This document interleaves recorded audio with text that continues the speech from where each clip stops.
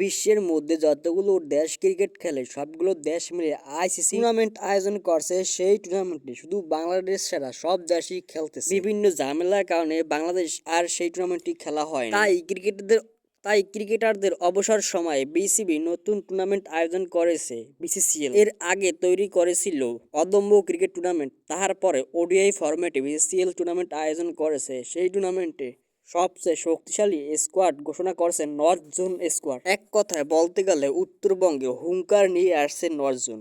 Bangladesh cricket league BCCL এর জন্য তারকাবিহীন squad ঘোষণা করেছে নর্থ জোন, যেই দলের অধিনায়ক রাখা হয়েছে নাজমুল হোসেন শান্তকে। বলতে গেলে এবারের নেতৃত্বে শিরোপার অন্যতম দাবিদার তারা। লিটন কুমার দাস, তাওহিদ হৃদয় ব্যাটিং আর নাহিদ জানা, শরীফুল ইসলাম গতির লড়াই। অধিনায়ক নাজমুল হোসেন শান্ত, যেখানে ব্যাটার তানজিদ হাসান তামিম, হাবিবুর রহমান সোমান, লিটন কুমার দাস, তাওহিদ হৃদয়, আকবর আলী।